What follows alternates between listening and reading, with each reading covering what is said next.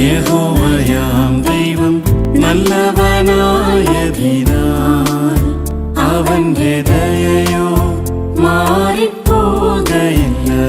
സൈന്യങ്ങളുടെ ദൈവമായ കർത്താവ് ഇന്നും എന്നേക്കും വാഴ്ത്തപ്പെടുമാറാകട്ടെ. തങ്ങൾ ആശ്രയിക്കുന്നവരെ അറിയുന്ന ദൈവം തൻ്റെ സർവശക്തിയാൽ തൻ്റെ പ്രിയരെ നേരിടുന്ന എല്ലാ വിപരീത ശക്തികളിൽ നിന്നും വിടുവിക്കുന്ന സർവശക്തനായ ദൈവത്തിൻ്റെ മഹത്വമുള്ള നാമം മുഖാന്തരവും നമ്മിൽ കൂടെയും ഇന്നും എന്നേക്കും മഹത്വപ്പെടുകയും പുഴുത്തപ്പെടുകയും ചെയ്യുമാറാകട്ടെ.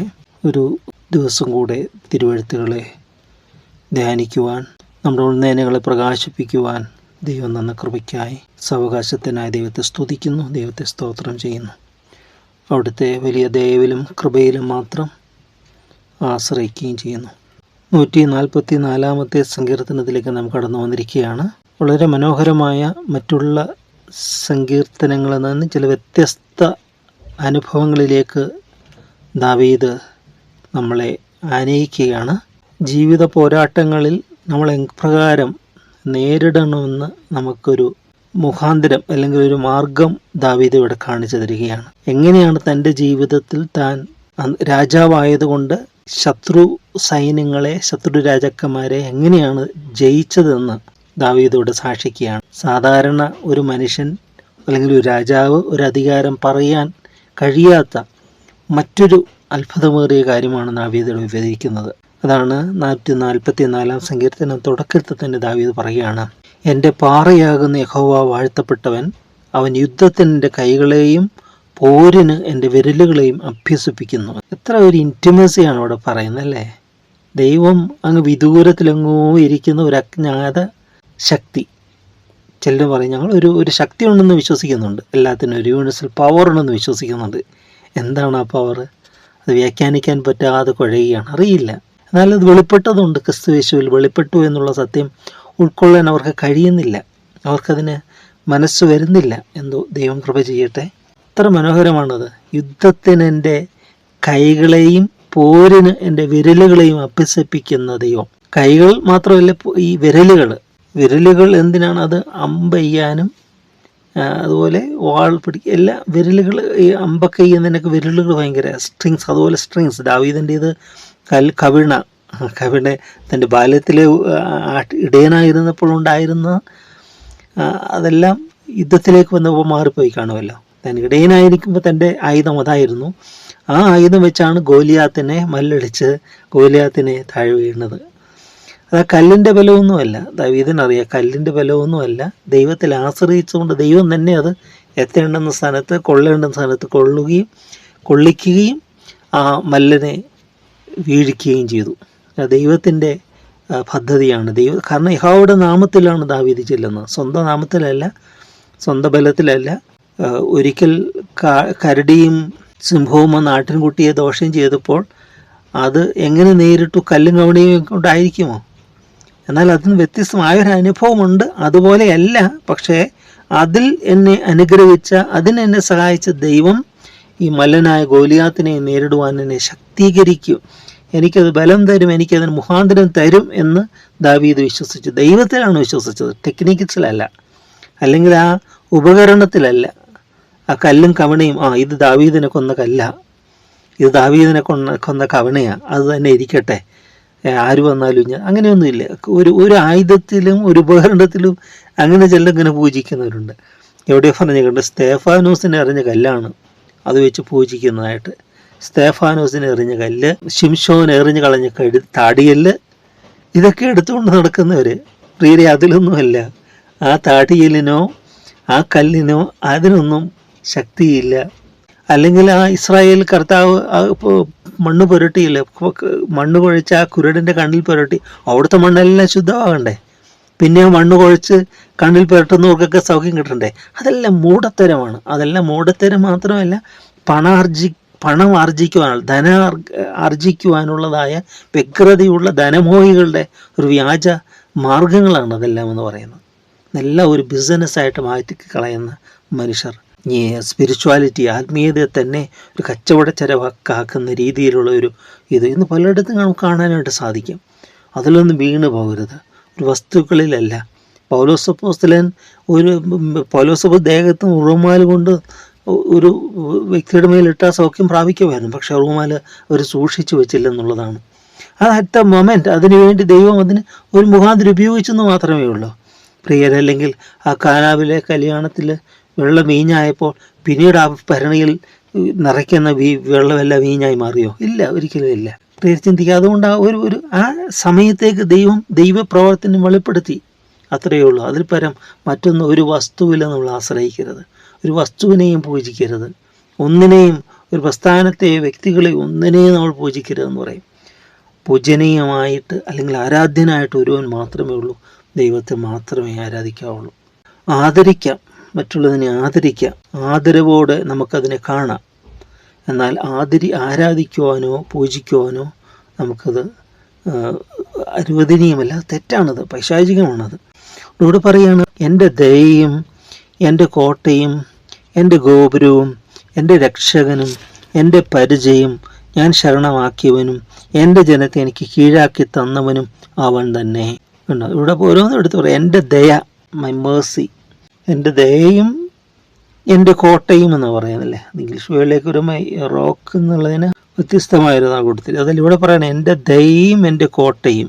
NRSVയിൽ അത് മൈ റോക്ക് എന്നാണ് കൊടുത്തിരിക്കുന്നത്. പക്ഷേ അതിൻ്റെ എക്സ്പ്ലനേഷൻ, അതിൻ്റെ ഫുഡ് നോട്ട് അവിടെ കൊടുത്തിട്ടുണ്ട്. അതിനകത്ത് പറഞ്ഞിട്ടുണ്ട് ദൈവത്തിൻ്റെ സ്റ്റെഡ് ഫാസ്റ്റ് ലവ് അതിനു വേണ്ടിയാണ്. അപ്പോൾ റോക്ക് എന്ന് പറഞ്ഞാൽ അവിടെ ദയയെക്കുറിച്ചത് വ്യത്യസ്തമായിട്ട് പറഞ്ഞിട്ടുണ്ട്. എൻ്റെ ദയയും എൻ്റെ കോട്ടയും എൻ്റെ ഗോപുരവും എൻ്റെ രക്ഷകനും.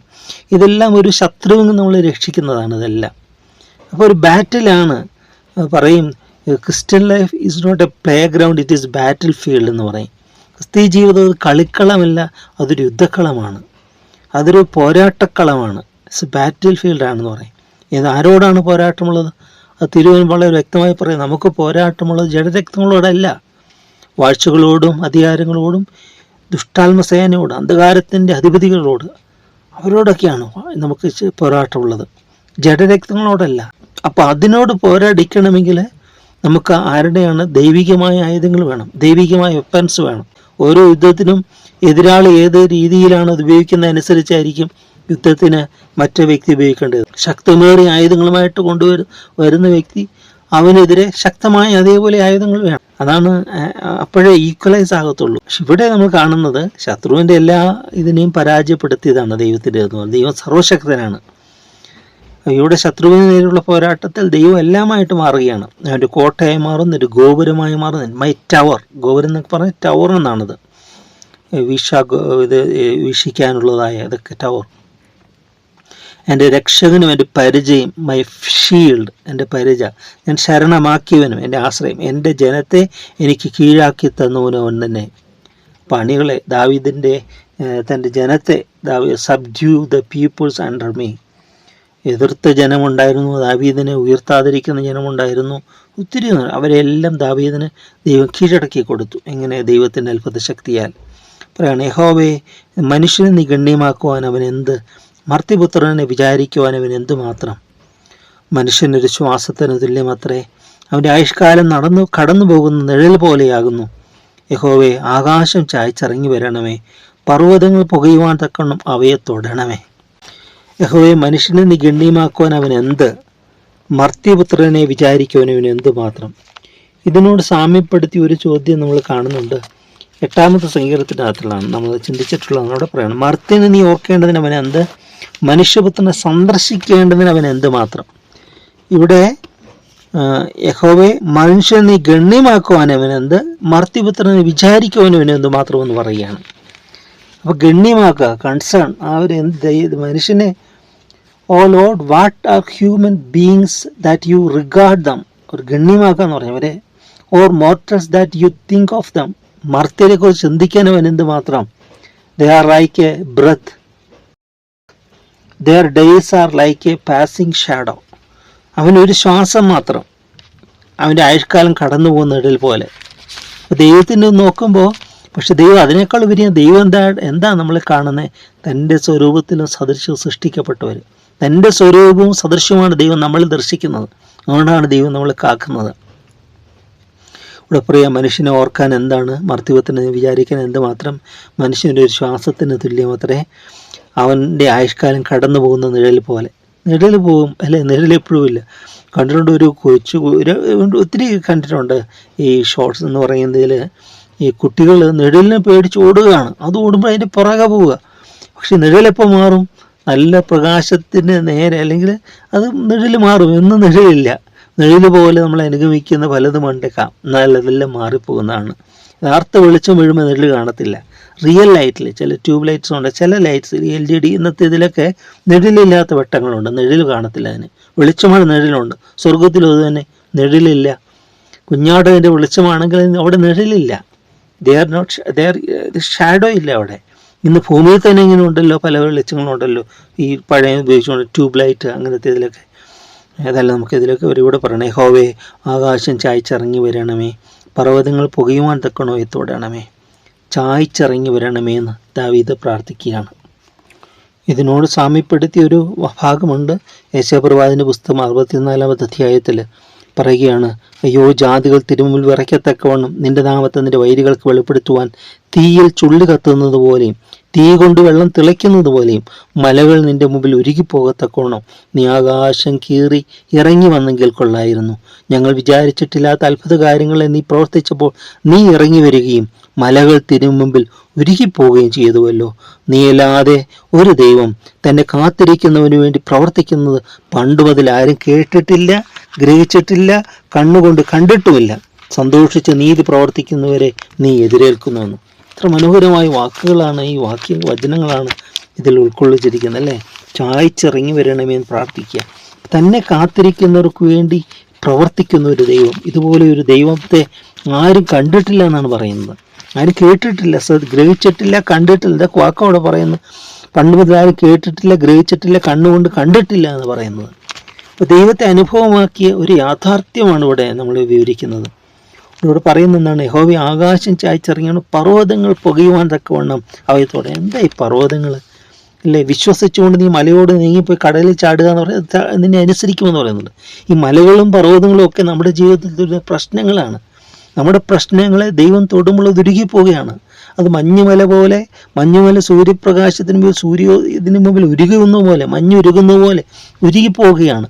പുക പതറിപ്പോകുന്ന പോലെ അത് പാറിപ്പോവുകയാണെന്ന്. ദൈവ സാന്നിധ്യമാണ് അവിടെ വേണ്ടത്. അപ്പോൾ ദൈവ സാന്നിധ്യമില്ലാത്ത മാറ്റിമറിക്കും. ദൈവത്തിൻ്റെ സഹിത്വം നമ്മൾക്ക് ദൈവം തരുന്നു. ആ ദൈവത്തിൻ്റെ സഹിത്വമാണ് നമുക്ക് ശത്രുവിന് നേരെയുള്ള ബലമെന്ന് പറയുന്നത്. ദാവീദ് ഗോലിയാത്തിന് നേരെ ചെല്ലുവാനുള്ള ആ ബലം എവിടെ നിന്നാണ്? ഇത് ഇൻറ്റിമസി വിത്ത് ഗാഡ്, ദൈവവുമായിട്ടുള്ള ബന്ധത്തിൽ നിന്ന് കിട്ടിയ ബലമാണത്. ബന്ധം നമുക്ക് ബലമേകുന്നതാണ്. ആ റിലേഷൻ ഗീവ്സ് ആ റിയലൈസേഷൻ തരും. റിലേഷൻ, ആ ബന്ധം നമ്മളെ എന്താണെന്ന് മനസ്സിലാക്കി തരും. മാത്രമല്ല നമ്മളെ റിസ്റ്റോർ ചെയ്യും, യഥാസ്ഥാനപ്പെടുത്തും, നമ്മളെ റീബിൽഡ് ചെയ്യും, നമ്മളെ പുതുക്കി പണിയും, നമ്മളെ നിറയ്ക്കുന്ന ദൈവം, നമ്മളെ ശക്തീകരിക്കുന്ന ദൈവം. ആ ദൈവത്തിന് നമ്മളെ തന്നെ നമുക്ക് അർപ്പണം ചെയ്യാം. സ്നേഹം നിറഞ്ഞ ദൈവമേ, ഞങ്ങൾ വാഴ്ത്തപ്പെട്ട ഞങ്ങളുടെ സ്വർഗീയ പിതാവേ, നന്ദിയോടെ ഞങ്ങൾ നിന്നെ സ്തുതിക്കുന്നു. എൻ്റെ പാറയാകുന്ന യഹോവ വാഴ്ത്തപ്പെട്ടവൻ, യുദ്ധത്തിന് എൻ്റെ കൈകളെയും പോരിന് എൻ്റെ വിരലുകളെ അഭ്യസിപ്പിക്കുന്നു. ദാവീദ് പറയുന്നുണ്ടല്ലോ, എൻ്റെ ദയയും എൻ്റെ കോട്ടയും എൻ്റെ ഗൗരവം എൻ്റെ രക്ഷകനും എൻ്റെ പരിചയം ശരണമാക്കിയ എൻ്റെ ജനത്തെ ശരണമാക്കിയവനും നീ തന്നെ എന്ന് ദാവീദ് സാക്ഷിക്കുന്ന പോലെ നിങ്ങളുടെ ജീവിതത്തിലും ദൈവത്തെ തന്നെ കാത്തിരിക്കുന്നവർക്ക് വേണ്ടി പ്രവർത്തിക്കുന്ന ഇതുപോലെ ഒരു ദൈവത്തെ ആരും കണ്ടിട്ടില്ല, ഗ്രഹിച്ചിട്ടില്ല, കേട്ടിട്ടില്ല, അറിഞ്ഞിട്ടില്ല എന്ന് പറയും പപ്പാ. ഞങ്ങൾക്കതെല്ലാം കാണുവാനും അനുഭവിക്കുവാനും ഗ്രഹിക്കുവാനും അല്പമായിട്ട് ഞങ്ങൾക്ക് തന്ന പൂർവ്വകാല അനുഭവങ്ങൾക്കായി സ്തുതി. അത് ഞങ്ങൾ നിന്നു പോകാതെ മുമ്പോട്ടുള്ള പ്രയാണത്തിൽ അതിലധികമായി നിന്നെ രുചിച്ചറിയുവാൻ, നല്ലതും രുചിച്ചറിയുവാൻ, ഞങ്ങളുടെ ജീവിത പ്രതിസന്ധികളെല്ലാം നിന്നെ മനോഹരമായി അനുഭവിച്ചറിയുവാൻ തൊടുന്നുകൂടിയാക്കി തീർക്കണമേ എന്ന് പ്രാർത്ഥിക്കുന്നു. നല്ല കൃപകൾക്കായ സ്തുതി മഹത്വത്തോടെ മാത്രം എടുക്കണമേ. പ്രിയപുത്രൻ നാമത്തെ താഴ്മ കൃപകളെ കേൾക്കണം സ്വർഗീയ പിതാവേ. ആമേൻ, ആമേൻ, ആമേൻ. യഹോവയാം ദൈവം നല്ലവനായതിനാൽ അവന്റെ ദയയോ മാറിപ്പോകയില്ല. യഹോവയാം ദൈവം നല്ലവനായതിനാൽ അവന്റെ ദയയോ മാറിപ്പോകയില്ല. വിളിച്ചവൻ എന്നും വിശ്വസ്തനാകയാൽ അന്ത്യത്തോളം എന്നെ നടത്തിടും. വിളിച്ചവൻ എന്നും വിശ്വസ്തനാകും.